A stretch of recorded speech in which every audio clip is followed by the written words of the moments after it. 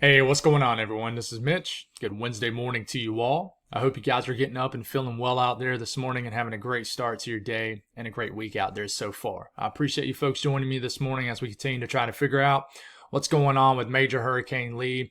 Lee is on its last leg as far as being a major hurricane. I expect Lee to weaken to a Category 2 hurricane sometime today. So technically this might be one of the last times we call Lee a major hurricane in a video. By the time we get into this evening, it may not have that Category 3 major status anymore. But we're here to talk about Lee and everything about Hurricane Lee. We're going to break down how he's doing out there in the Atlantic, go over the information from the hurricane hunters, the latest information from the National Hurricane Center.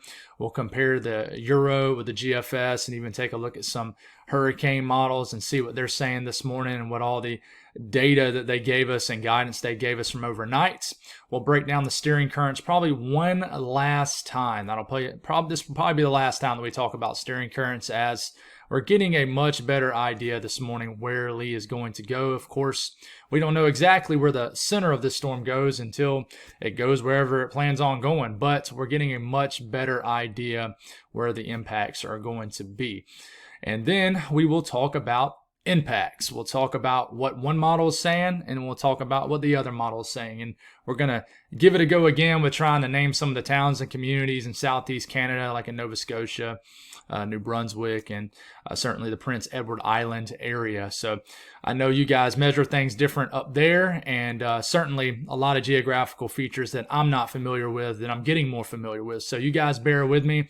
And I appreciate you guys bearing with me with the video last night. I know it was a little sloppy. We'll try to roll through this with a much better flow. So if you guys have not subscribed, certainly consider doing that. Like the video if you like, and if you guys got anything that I can pray about or pray over, as always, please put it in the comments below. So let's get rolling here. We got Major Hurricane Lee. Lee does not look as healthy this morning as he did yesterday evening when we made a video.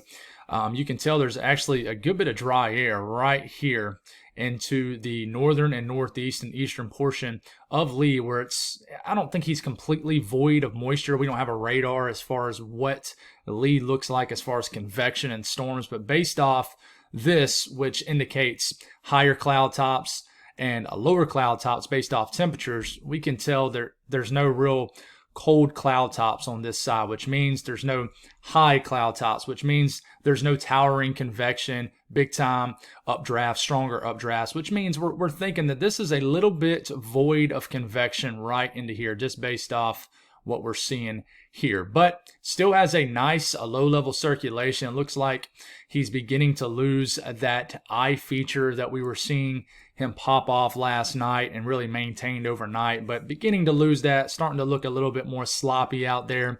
And like I said, I think this will be a Category 2 hurricane by the time we make a video this evening, but all this was expected. So let's go on and move to the true blue look out here, which basically I love it because it shows the beautiful blue surface of the Atlantic Ocean out here. And as you can tell, the screen goes from black to blue. That is because the sun is coming up on Hurricane Lee, and it's about to come up on the southeast and eastern seaboard. And Lee's a very large hurricane. Okay, the wind field is really expanded with Lee, and you can find very strong winds well away from that center of low pressure. We were expecting all this. Nothing is surprising us out there with Lee right now, but a very large hurricane, still a very healthy hurricane. But like I said, Lee is expected to lose some steam, especially over the next several days, but will gradually lose some steam over the next day or two. Bermuda right here, already seeing some clouds. In fact, has already been seeing some clouds from Hurricane Lee in Bermuda. But this thing is going to make a close pass to Bermuda. And in fact, you guys got tropical storm warnings now, which were upgraded from those watches. And I definitely think you guys will see some impacts. No direct impact from Lee, but certainly will scrape you guys for sure. And with such a large hurricane, you guys are definitely going to see some tropical storm force conditions. Maybe a hurricane force wind gust out there too. Would not be surprised one bit. From what I hear, Bermuda is structured very well, can handle these storms pretty well. But Bermuda is very tiny, so not often do they take a direct impact from a hurricane, but we'll have impacts from this over the next couple days. But Lee spinning around out there will continue to shift from moving northwest to just due north at some point, and then as it continues to move north, we'll get a lot of dry air wrapped into its circulation from a trough that's moving in from the west, and you can actually see all these clouds right in here in this moisture that's moving west to east, and that is basically our trough of the associated cold front moving down on Lee this morning, but not really being affected by this trough right now. Hurricane hunters are in this. In fact, NOAA is, and they're basically doing a loop-de-loop inside of Lee right now, and they have not got to the core of Lee, so we're not getting a whole lot of data right now, but I did want to show you guys this. They took off from Florida earlier this morning and are in the middle of Lee as we speak right now. So we'll see what kind of information we get, but we don't really have any great information right at this second. So the latest information from the National Hurricane Center, of course, we got Margot out here. Margot's not bothering anybody, but it is an 85 mile per hour Category 1 hurricane, so a pretty healthy Cat 1 hurricane.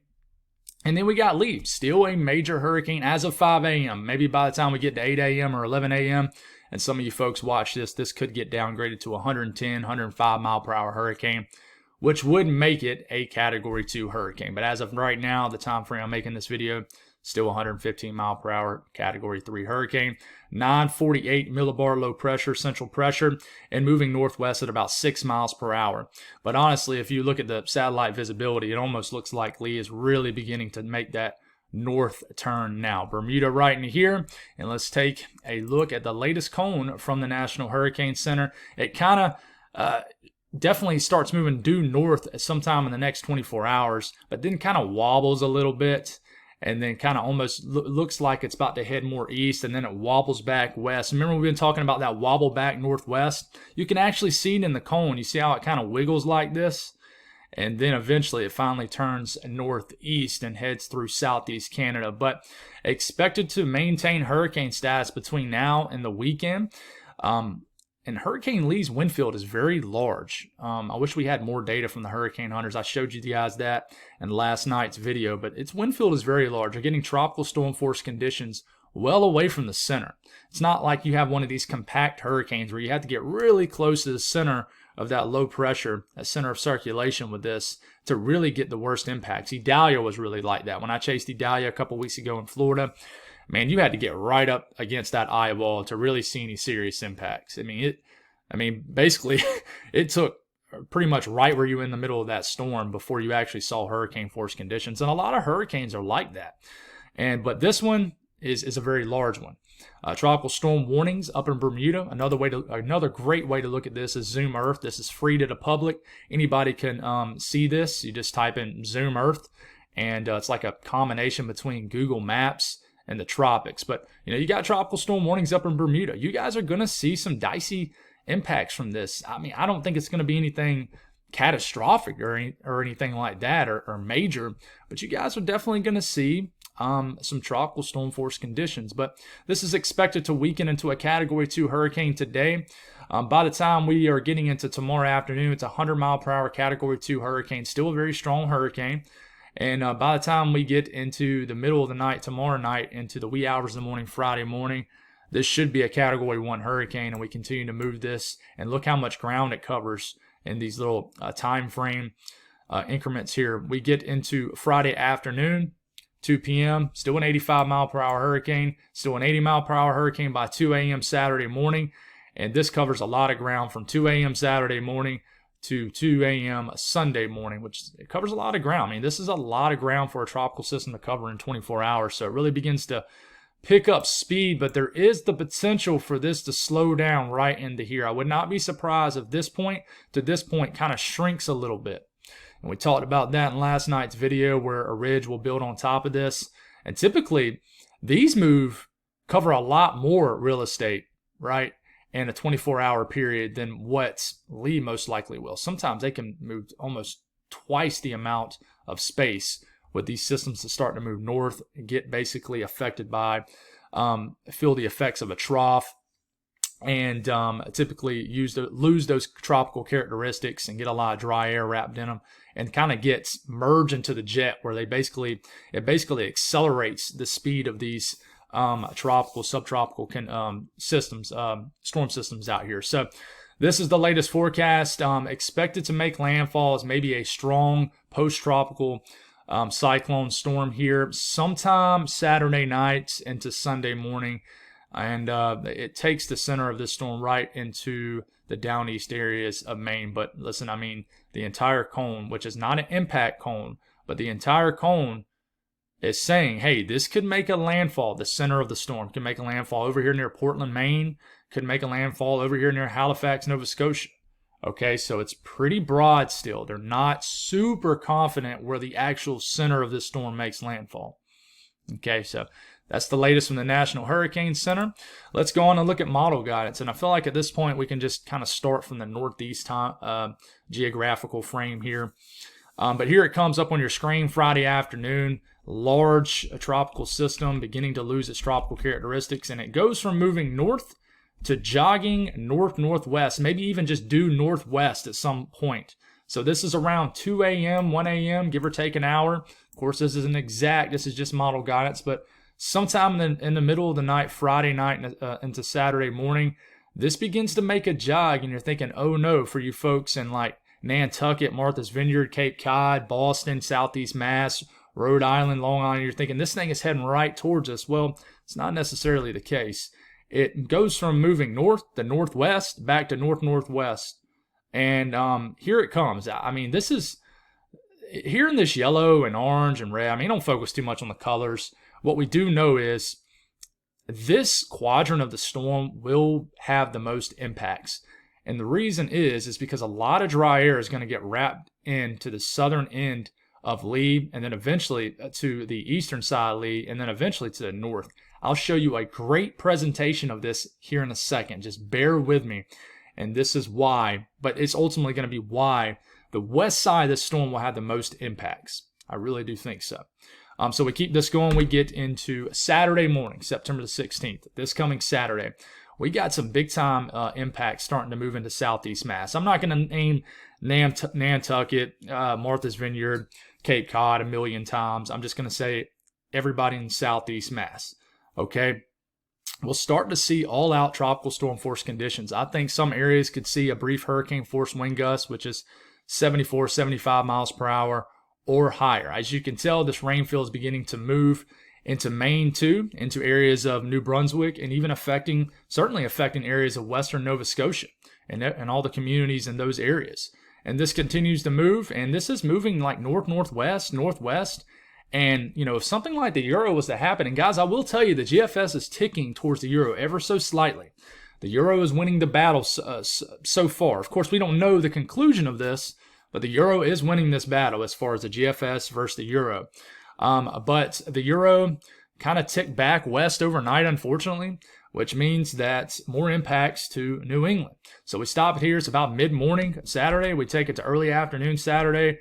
And we're getting a big-time northerly, northeasterly flow into Boston. This will cause beach erosion. This is going to cause very strong winds. You know, you're going to get sporadic 40 to 50 mile per hour wind gusts probably in Boston, all of eastern Mass, areas of Rhode Island. I mean, even areas of extreme eastern Connecticut, extreme eastern areas of Long Island could certainly see some dicey conditions. Nothing destructive or anything like that, but definitely, you know, kind of similar to a nor'easter. And then this looks like it's going to ram right into Maine as we're getting into Saturday afternoon, but then it begins to kind of really slow down. This is good and bad news. Bad news because this is going to dump more rain on already a saturated New England up here.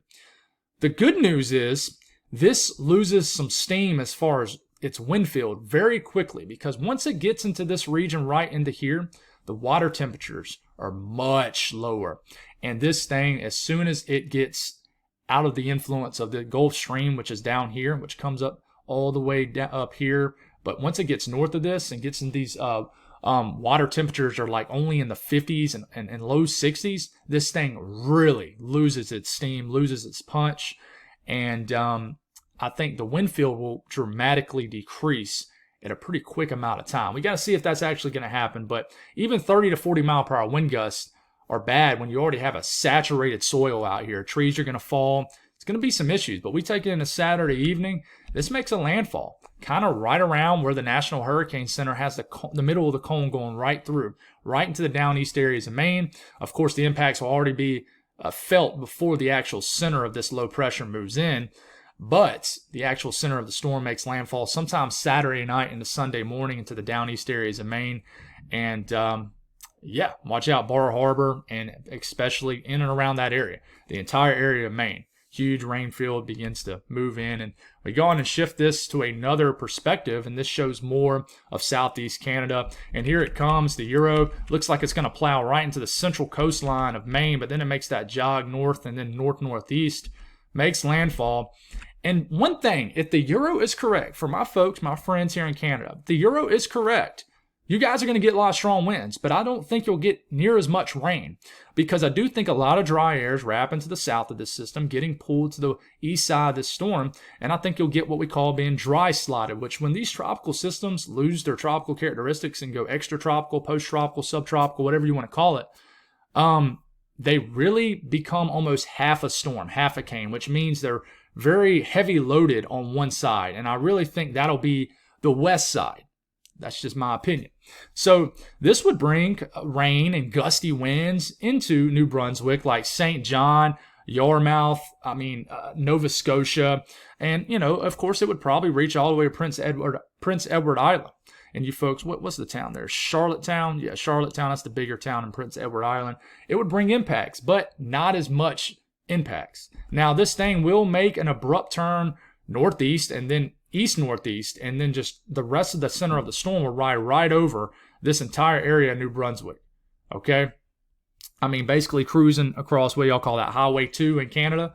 It basically rides that for a little bit, and then it just cruises deeper into eastern Canada, just a massive area of rain, and who knows, this might get far enough north to where some of the rain from the leftover Lee turns to snow up here in Canada. But I will tell you, if something like the Euro happened, I would say a little bit more less impacts for Canada. But don't hold me to that, okay? We got to figure out the true structure of this. The latest GFS, what does it show? Well, it's further east, not as far west as the Euro, but it is ticked towards the Euro ever so slightly. And the GFS certainly has... I don't know if just the colors are more amplified on this on the GFS and the Euro, but certainly indicates well what I was just mentioning about the west side of this system being more impactful than the east side. Look at this. Obviously, just kind of green areas right in here, even a dry slot you see here in the white. But over here on this, if you get this to push into the Boston region, eastern Mass, more into southern New England, you're going to have big issues. This is going to be like equivalent to a juiced up nor'easter. Okay, so except obviously no snow in this case. But this continues. We get into Saturday morning, and this is bringing a stout flow out in the north, blasting Cape Cod, all of southeast Mass, Rhode Island. This is bringing big-time impacts to the coastal regions of Maine, even New Hampshire. I know I haven't mentioned New Hampshire, Vermont, but, it's pretty obvious, guys. The further west this ticks, the more impacts start to make their way into Vermont, New Hampshire, western Mass, western Connecticut, deeper into Long Island. Do I think this is going to hit New York City? No, I think the most you'll get out of New York City is some breezy conditions. Honestly, it'll feel like a fall day because you're going to get a lot of dry air that gets pushed in. It'll be breezy, and it might just be nippy out there. It might be a little cold. But this is moving in. Now, the GFS is a little different, but ultimately, it just takes a kind of a different route. But ultimately, starts to bring a lot of big-time conditions as we're getting into Saturday morning, Saturday afternoon into Maine, especially the down east areas of Maine. It really hits them very hard, starts to move into the New Brunswick area. Impacts are being felt at this point in western Nova Scotia, the St. John, New Brunswick area. And this really starts to creep into the Bay of Fundy at this point, but doesn't ride up into the Bay of Fundy like the Bay of Fundy like we were showing those runs in last night's video. It almost just cruises due north, and we'll go on and switch it to this, and here it is, starting right off where we left off. This is Saturday evening. I'm bad about mentioning timestamps sometimes, guys. They're always right here. OOZ Sunday would stand for Saturday evening. This is in Zulu time, okay? And it also has a time right here, but this is the Eastern time right here, so some of your time zones may be different in this region. But this makes landfall right here where Maine meets New Brunswick. So it makes landfall. This would bring very strong winds into the St. John area. Somebody said that the Bay of Fundy has extremely high tides. I definitely think that this is going to cause issues. We still don't know a ton about storm surge. That's something that I'm not going to take a shot at. That's something that we want to really wait for the National Hurricane Center to discuss. And I feel like they will be talking about it here in the next day or two. But this would come into the New Brunswick area. But like I said, this is ticked towards the Euro. And, even on this run of the GFS, you see the darker greens right on the west side and then the lighter greens over here. Now, that doesn't mean you're not going to get strong winds into Nova Scotia, but it does mean that not as much rain, okay? But this plows right into areas of New Brunswick and then starts to sharply turn east, and it looks like the center of low pressure almost goes right over the community of St. John, and then it just cruises kind of east-northeast, and the center of whatever's left over it starts to move over the Prince Edward Island area, brings impacts to you folks. And but like I mentioned just a second ago, this will really start to lose some steam once it gets into this body of water right into here. The temperatures of the surface of the ocean are much cooler in this area. So that's something to keep in mind. And if this really slows down like these models are indicating, it's going to have a lot more time in this area. So yes, it is kind of blasting everybody with rain and wind, but the storm is weakening at the same time. So I hope that helps, guys. A great way to look at how this system is going to get dry air wrapped into it and how this will lose its tropical characteristics and lose that warm core where it will turn to a cold core because it gets a lot of cold characteristics in it, is looking at this. The brown area shows dry air. The green area shows moist air. So we keep this going here, and you can already see some dry air getting wrapped into the circulation. You see this? These tropical systems turning like this. Okay, but this is that trough moving in. That trough with the associated cold front. I know this kind of contradicts what I was telling you guys a couple of days ago about how this cold front does not affect this system. It doesn't affect its track. It does affect the characteristics of this system, because just because it misses the trough, this trough brings dry air in, and the dry air lingers around. And then that dry air that lingers around gets basically wrapped up into the circulation. Okay, and here it comes. It's moving north. You got a tight gradient between very dry air and very moist air right up here in the North Atlantic. So here it comes. It really gets a piece of that dry air here at this point. And here it goes. It's a great example of it. We'll stop it here. This is Friday evening. Look at all this dry air associated with this trough, with this cold front that we've been talking about nonstop. Look at this getting wrapped up into this circulation of Lee. And here it comes. It's going to make it all the way here if we keep this model going. And that's why this side right here is west loaded and maybe even north loaded.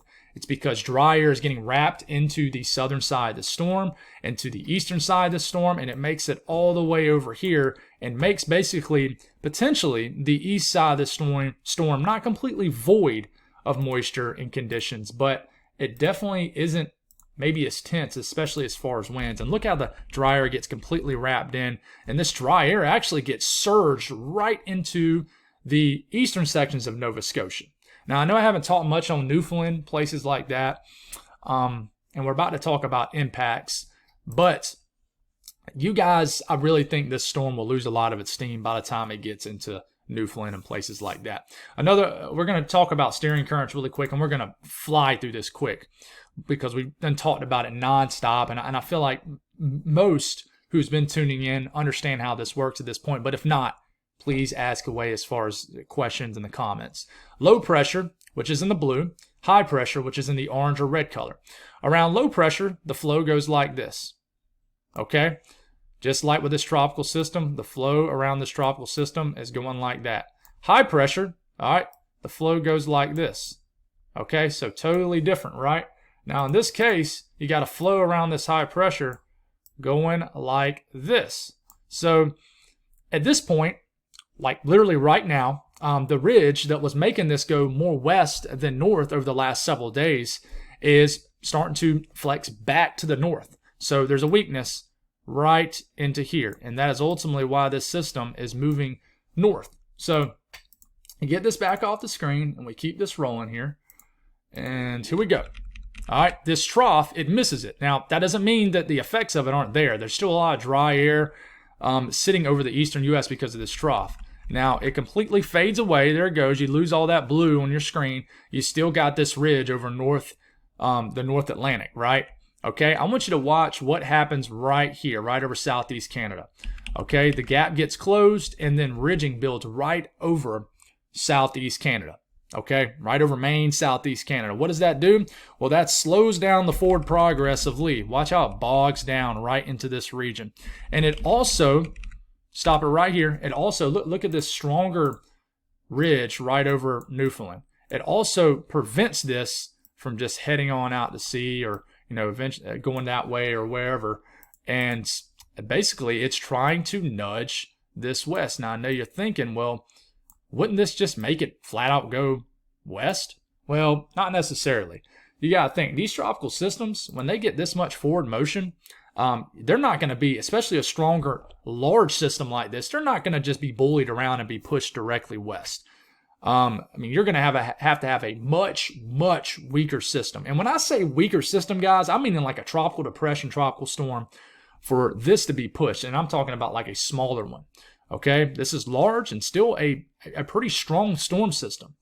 All right, so it does get knocked northwest at some point. In fact, I showed you that in the previous models. But it doesn't, you know, fully get pushed to the point where it's just heading due west. But it prevents this from basically heading northeast. But as this stronger ridge begins to shift east, it's still a strong ridge. It begins to shift east somewhat. It finds that weakness, and then it heads on off and then basically fades away to oblivion. Okay? So that's what sears this. I hope that makes sense. I know I flew through that a lot quicker. Another thing is the fact that it's slowing down these cooler temperatures. These are temperatures measured in Celsius. So you got temperatures anywhere from 10 to 20 degrees Celsius in this body of water right here, getting into the Bay of Fundy. Very chilly conditions. So it goes from, you know, sea surface temperatures like in the upper 70s to low 80s in the Gulf Stream right here, to a very tight gradient where the temperatures really drop off substantially. So it's going to just kind of flirt around this area for a pretty good bit of time, and therefore it weakens. So a lot of times, like Fiona, which I know gives you guys nightmares in southeast Canada, these systems are moving like a million, not literally, but at like almost not highway speed, but very quick, like 30, 40 miles per hour through this area. So a lot of times these systems are surging through this area so fast that they don't have time to really be drastically affected by these colder sea surface temperatures. In this case, with a ridge building right on top of Lee, this is going to bog it down somewhat. So this will allow it to just kind of chill over these, quite literally, chill over these lower sea surface temperatures. As far as impacts, this is winds based off the Euro. I mean, for you folks in like southeast Mass, I mean, even Rhode Island, even Connecticut, all of southern New England, even areas of Vermont, New Hampshire, but obviously the further east you get and close to the coast you get, the higher the impacts. But these are potential wind gusts, not consistent, maintained, sustained winds. All right. I mean, look at this. You got, 50 to 60 mile per hour wind gusts right along the immediate coastline of Maine. But look at Cape Cod. We'll get a little bit closer to this. I mean, it's the Euro saying, hey, you could potentially get an 80 to 90 mile per hour wind gust out on Nantucket, Martha's Vineyard, 70 to 80 miles per hour. And very gusty winds in the Boston, southeast Mass, 40 to 50 mile per hour wind gusts are possible. And very breezy, some stronger wind gusts for all of southern New England. Not much for New York City, but the further east you work on Long Island, the stronger the winds will probably be. And then you go up to Maine, the Euro is indicating 50 to 60 mile per hour wind gusts, maybe even isolated a little bit higher, especially once you get out into some of these islands. Very, very strong winds, for our folks right out here. And what is this? Grand Manan, this little island right in here, you guys could get walloped pretty good from winds, okay? This could increase, but we'll see. Most of the strongest winds right off the coastline. Now we move a little bit further north and east and look at our friends up here in Canada. I know you guys measure things differently up here. I believe you guys measure winds in kilometers. So, of course, you got 70, and I think I said knots a couple videos ago, but You guys correct me if I'm wrong here. But, you know, if the Euro is correct, the far western and southwestern coastline of Nova Scotia, like my folks over here in Yarmouth, what is that? Madigan, Digby. You folks, you know, 80 to 100 kilometers per hour. That's very tricky because I'm used to saying miles per hour. But you guys could get some gusty winds, very, very strong winds. Strong winds into St. John. You know, you got a wind gust showing up between 80 to 90 kilometers per hour. And I mean, for my folks like in St. John Island worrying over here, you know, I don't want to downplay this event, but I really think the worst conditions will be kind of to your west and maybe southwest. We'll see, but definitely some breezy conditions. Winds, you know, exceeding 60 to 70, and this is wind gusts. I want to keep reiterating that 60 to 70 kilometers per hour up here. But as far as miles per hour, which I can measure a lot better, but you guys might not relate to this very well. You know, tropical storm force wind gusts are likely moving into the Bay of Fundy, moving into the coastal regions right here of New Brunswick. I keep wanting to call this Newfoundland, don't want to offend anybody up here, but New Brunswick, you're going to have some tropical storm force conditions into St. John Island periodically. And then I think all of Nova Scotia has a threat to at least see tropical storm force wind gusts. Okay, so I hope that helps. As far as rainfall, and you know, going back to the winds, guys, I mean, this is how different potentially the GFS looks, because I don't want to just show one model, and I don't have all the time in the world here to show every single model. I wish I did, but it's sort of similar. It shows this brunt of the winds right here up against the coastal regions of eastern Mass into Maine, into the Bay of Fundy, into southwestern Nova Scotia. It does show stronger winds up in Canada than maybe the Euro does. In fact, we'll go up to kilometers per hour again, and this is what it shows. I know this is kind of small on your screen, unfortunately. We do not have a more zoomed in frame here on Weather Bell for you folks in Canada, but hopefully you can see this well. But I mean, that's 119 kilometer per hour wind gust showing up on this island right here. And I have to memorize what it is. What is this? Oh, it's Grand Manan Island. So anybody that lives out there, I would really pay attention to this storm for sure. But talking about rainfall, you know, this is a tricky one, the rainfall. You guys will already pick up a lot of rain today, but the European going for a good soaker here in Maine, anywhere from 2 to 3, 4, maybe as much as 5 inches of rain. This could increase depending on where that western side will be, but unfortunately, just in general, just several more inches of rain as possible with this coming up. You guys are already saturated with these strong winds that are going to move in. You're going to run the risk of falling trees falling on power lines, and then ultimately those power outages, okay? And then we move up into southeast Canada.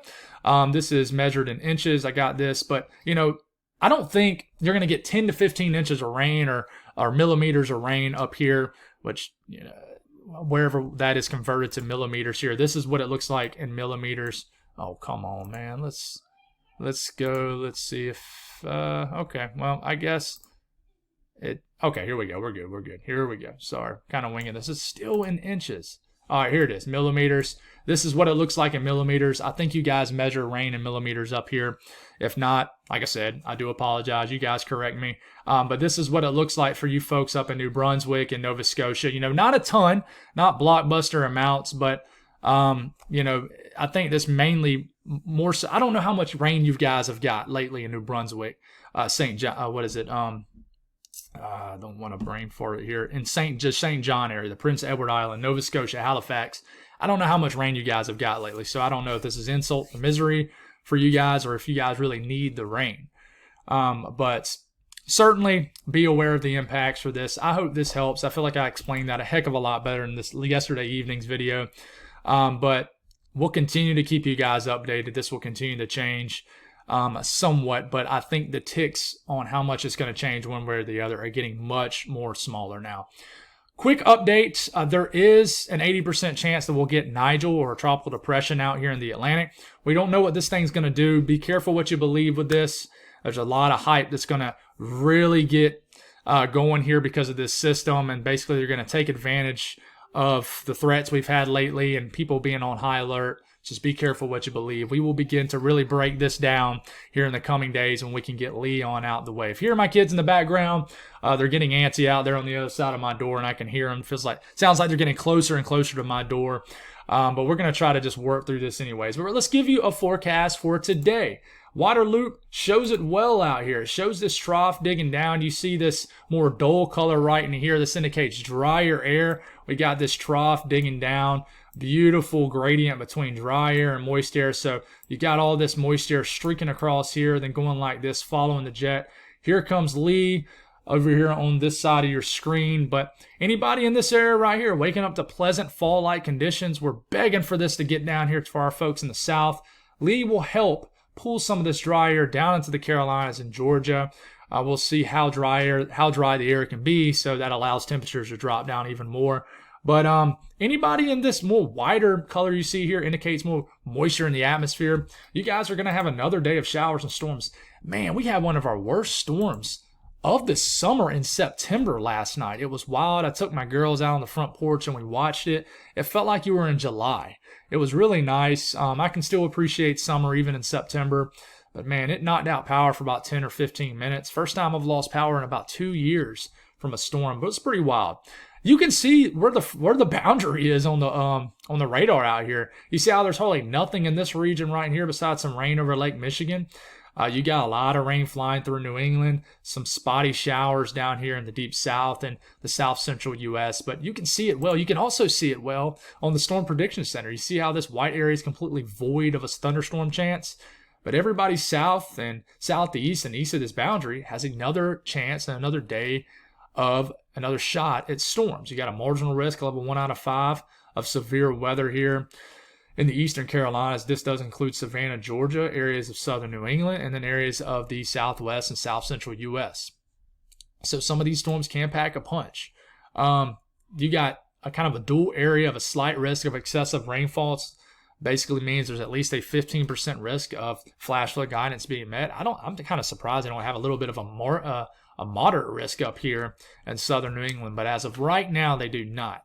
Watches and warnings, we got flood watches up for southern New England, and I reckon this will likely stay for the foreseeable future. They will probably just extend these because of Hurricane Lee about to come up and affect you guys. But you guys have gotten a lot of rain. I've heard about some flash flood emergencies up here, and I didn't realize that when I made the video yesterday morning how bad one community up here, I believe in Massachusetts, was being impacted. But I hope you guys are doing well up there and recovering well. The southeast. I'm not going to zoom into anybody here because everybody has a decent chance to see showers and storms south of this frontal boundary. Anybody from southeast Texas and eastern Texas, Louisiana, the southern half of Mississippi, the southern half of Alabama, same thing with Georgia, Florida, the Carolinas, up to Virginia. Tennessee, Kentucky, Arkansas, points north and points northwest and west. You guys probably won't see much thunderstorm activity because the frontal boundary is coming in. It's stabilizing your air mass and just won't have a big chance of storms. But everybody else in this region, I mean, there is going to be a chance of storms this afternoon and this evening. They will diminish with the loss of daytime heating. And then we could be waking up to another organized area of showers and storms and downpours here in central Mississippi and Alabama as we're getting our Thursday morning going. Up here in the southeast, a lot of rain flying through, and more will develop. We'll watch out for some severe weather, and like in Long Island, Massachusetts, some of these storms could produce some strong winds, some gusty winds, some heavy rain, frequent lightning, and you cannot rule out a tornado warning or two in this region today. But some storms will fly through southern New England, up into Vermont, New Hampshire, through all of New England, not just southern New England. And they will fly through this region today, all the way up through Maine. And I really think it'll be quite active for southern New England, though, including southern Vermont and New Hampshire this afternoon. In fact, rainfall between now and the next 24 hours, going for over an inch or 2, maybe 3 inches of rain here in areas of Connecticut. A lot of rain in Long Island. New York City could get over an inch. It's already raining in some of these areas right now. So a lot of rain could fall. Same thing with south central U.S. If you're south of the boundary, you're getting some much needed rain. Rain will fly through this entire area. This is potentially how the radar could look like around 3 to 4 p.m. this afternoon. You got, a chance of rain in Amarillo. It's definitely going to be scattered rains in Colorado. New Mexico, rain falling scattered about in Texas, Louisiana. Could have more organized storms down here along the coastal regions of Louisiana and Texas. And then we get into this evening, into the overnight hours, into tomorrow morning. Could have a pretty stout organized area of storms rolling through Texas as we're waking up tomorrow morning. Looking at the north central U.S., pretty quiet today. You're being dominated by high pressure, cooler high pressure, and you could have some showers that kind of drift off Lake Michigan, but outside of that, it's pretty quiet conditions up here in the north central U.S. Sorry to breeze through that pretty quick. Kind of starting to run low on time. Got to get my kids to school, but nice fall-like conditions up here. And then for my folks in the western U.S., I mean, you guys got a solid chance of rain from eastern Nevada, Utah, Arizona, New Mexico, Colorado, especially western Colorado, central and western Wyoming, even extreme southern sections of Montana. A very, very good chance of some heavy rain today. Not everybody will see it, but a lot of people will. Temperatures today, high pressure moving in, cold. A cold front is draping across the region. Very pleasant conditions. Even where it's raining, the temperatures will not get that high today because of cloud cover and rain. But man, fall is starting to creep in. Look at these high temperatures across the Ohio Valley, the Great Lakes regions. It's kind of nippy up here. So this is what it looks like in the western U.S., around average, nothing too crazy. But that's all I got, guys. Thank y'all for tuning in. God bless all y'all, and have yourselves a great Wednesday.